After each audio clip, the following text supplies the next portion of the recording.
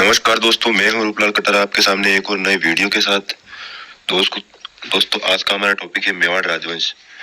इतिहास का पोर्शन हमने स्टार्ट कर दिया था, उसमें सभ्यताएं पढ़ ली थी, सारी की सारी राजस्थान की जितने भी प्राचीन जनपद थे राजस्थान में वो भी पढ़ लिए थे हमने। और आज हम स्टार्ट करने वाले हैं मेवाड़ राजवंश। इसका संक्षिप्त इतिहास पढ़ेंगे, मेन फैक्ट बिंदु, मेन बिंदु जो आपके एग्जाम में आने के सीधे लायक हो। ठीक है दोस्तों, ये मेवाड़ का ध्वज है। मेवाड़ के ध्वज में एक राजपूत सेनापति होता है और दूसरी तरफ भील सरदार। इनका ध्येय वाक्य है, जो दृढ़ रखे धर्म को ही रखे करतार।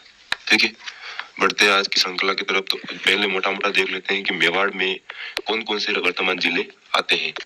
तो सीधे सीधे एग्जामिनर पूछ सकता है कि मेवाड़ में कौन कौन से जिले आते हैं। तो उदयपुर आता है एक, तो ठीक है, राजसमंद आता है, भीलवाड़ा आता है, चित्तौड़गढ़ आता है और प्रतापगढ़ का उत्तरी भाग। ठीक है, बांसवाड़ा और डूंगरपुर ये दोनों वागड़ में आते हैं। ठीक है, ये चीज आप लोग नोट कर ले ताकि आप लोगों का कंफ्यूजन दूर हो जाए। ये मेवाड़ का नक्शा है, छोटा सा मेवाड़ का। उदयपुर आ रहा है, राजसमंद आ रहा है, भीलवाड़ा आ रहा है और चित्तौड़ आ रहा है। ठीक है, मेवाड़ का इतिहास। मेवाड़ के इतिहास में महाभारत काल और प्राचीन नाम क्षेत्र प्रारंभ में शासक, इनके बारे में पढ़ लेते हैं। तो महाभारत काल में मेवाड़ को क्या कहा जाता था? शिवी जनपद। शिवी जनपद की राजधानी क्या थी? तो मध्यमिका या नगरी, पहले पढ़ ली हमने। और मध्यमिका और या नगरी, इसको वर्तमान में चित्तौड़ कहते हैं। मेवाड़ का प्राचीन नाम मेदपाट या प्रागवट था, जिसे वर्तमान में क्या कहते हैं? उदयपुर कहते हैं। इसके अंदर कौन कौन से क्षेत्र आते थे? तो पहले बता दिया मैंने, चित्तौड़, उदयपुर, भीलवाड़ा, राजसमंद और प्रतापगढ़ का उत्तरी भाग।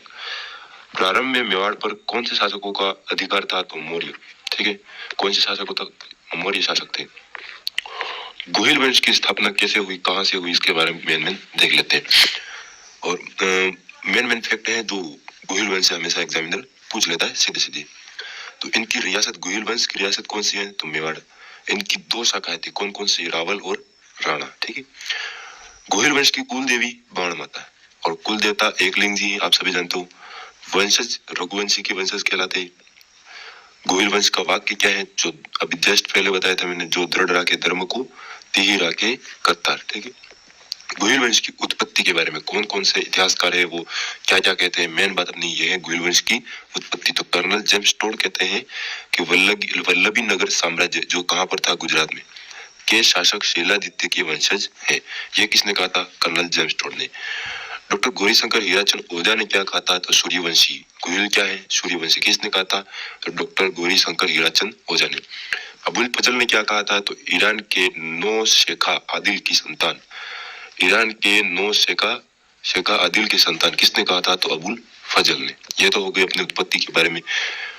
अब अपने जो भी इतिहासकार है, साहित्य लिखे उनके समय काल में, जो भी शिलालेख मिले हैं उनके आधार पे, देवादित्य नाम का एक राजा था जिसकी पुत्री थी सुभागा देवी। ठीक है, उन्होंने आराधना की सूर्य की आराधना करके बीज पुत्र प्राप्त किया। जिस तरह कुंती ने सूर्य की आराधना करके कर्ण के बीज मंत्र द्वारा कर्ण को प्राप्त किया था, उसी तरह सुभागा ने सूर्य देवता की आराधना करके बीज मंत्र से कौन से पुत्र की प्राप्ति की? तो शीलादित्य वल्लभी का शासक था। शीलादित्य वल्लभी का शासक था। इसने पुष्पावती से विवाह किया। पुष्पावती कौन थी? तो आबू के परमार की राजकुमारी थी। आज आबू में जो भी परमार राजा थे उस समय की, वहां की राजकुमारी। पुष्पावती और शीलादित्य दोनों के विवाह के बाद गुहिलादित्य यानी गुहादित्य का जन्म हुआ। यही गुहादित्य या गुहिलादित्य जो गोहिल वंश का संस्थापक कहलाया। ठीक है, गुहिलादित्य के बारे में पढ़ लेते हैं। इनके पिता का नाम शीलादित्य भी पढ़ा हमने, माता का पुष्पावती, पालन पोषण कमलावती, वीरनगर की ब्राह्मण। ये किंवदंती है, गोहिल वंश का संस्थापक है। 566 ईस्वी में ये भी अनुमानित बताया गया। राज्याभिषेक उंदरी गांव के वीर सरदार द्वारा किया जाता था। जो भी मेवाड़ के राजा थे उनका राज्याभिषेक उंदरी गांव के वीर सरदार द्वारा किया जाता था। आठवां वंशज इनका गुहिलादित्य का आठवां वंशज नागादित्य, जिसे भीलों के साथ इसने दुर्व्यवहार किया। ठीक है, तो भीलों द्वारा इसकी हत्या कर दी गई, नागादित्य की हत्या कर दी गई। अब नागादित्य का पुत्र था बप्पा रावल, 3 वर्ष का था। ठीक है, अब इसके बारे में अगली स्लाइड में देखते हैं। तो बप्पा रावल या कालभोज। इस बप्पा रावल या कालभोज, इनका मेन समय ध्यान में रखना, क्योंकि एग्जैक्ट समय इनका ही डाल रखा है। बाकी के आगे के राजाओं का इतना फिक्स याद रखो या नहीं रखो, कोई दिक्कत वाली बात नहीं। 734 में राज्याभिषेक, 753 तक, ठीक है। मेवाड़ का राज्य का वास्तविक संस्थापक किसे माना जाता है? बप्पा रावल को। इनके गुरु का क्या नाम था? तो हरित ऋषि। इन्हीं के आशीर्वाद से बप्पा रावल राजा बने थे। 734 ईस्वी में मान मौर्य, जो कि चित्तौड़ का शासक था, मान मौर्य, मौर्य शासक, मैंने पहले ही बता दिया मेवाड़ पर मौर्य शासकों का अधिकार था। तो मान मौर्य को पराजित कर चित्तौड़ पर अधिकार कर लिया। किसने? बप्पा ने।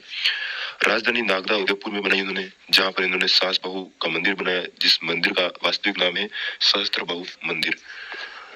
एकलिंग जी का मंदिर का निर्माण कराया कहां पर? एक कैलाशपुरी में। यही इनके कुल देवता है। मेवाड़ में सर्वप्रथम सोने के सिक्के चलाए थे 115 ग्राम के। बप्पा रावल की उपाधि कौन कौन सी है? तो हिंदू सूरज, चकवे और राजगुरु, ये बप्पा रावल की उपाधियां हैं। सीवी वैद्य ने बप्पा रावल की तुलना चार्ल्स मार्टेल से की है। नगर, जो कि रावलपिंडी है, वो पाकिस्तान में है। बप्पा की सैनिक टुकड़ी थी वहां पर, एक सैनिक टुकड़ी थी रावलपिंडी, इन्हीं के नाम पर पाकिस्तान में रावलपिंडी आज भी नाम है, ठीक है। हरित ऋषि ने कालभोज को बप्पा की उपाधि थी, ये भी एक किंवदंती है, ठीक है। हरित ऋषि ने कालभोज को बप्पा की उपाधि दी। आपको याद रखने में क्या फर्ज है, क्योंकि एग्जामिनर पूछ ले 1-2 नंबर से मतलब अपन को। अल्लट या आलूरा, राजधानी इन्होंने अल्लट ने आहड़ कर दी थी, कहां से? तो नागदा से। इसलिए ये याद रखने के लिए काफी है इतना ही, क्योंकि किसने राजधानी नागदा से आहड़ कर ली थी? तो अल्लट, ठीक है। अल्लट से आहड़। मेवाड़ में सर्वप्रथम इन्होंने नौकरशाही स्टार्ट कर दी थी। नौकरशाही मतलब उपाधि स्टार्ट कर दी, जैसे अक्षर पटलाधीशी, यानी आय व्यय का लेखक, यानी आप समझ सकते हो जो भी आय व्यय का सचिव होता है अपने, उसके बारे में लेखा जोखा रखने का लिए, वो इसी तरह। अमत्य यानी मुख्यमंत्री, यानी सीएम, ठीक है।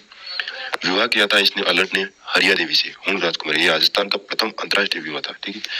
बहुत बार पूछ चुका है एग्जामिनर इस क्वेश्चन को कि राजस्थान का प्रथम अंतरराष्ट्रीय विवाह किसने, कब, कहाँ, किससे किया था? तो अल्लट ने। किससे? हरिया देवी से, हुन राजकुमारी हरिया देवी से। अल्लट ने निर्माण क्या कराया था? वराह मंदिर, आहड़ में, उदयपुर में वराह मंदिर का निर्माण करवाया था। दोस्तों आज के लिए इतना ही, मिलते हैं नेक्स्ट क्लास में।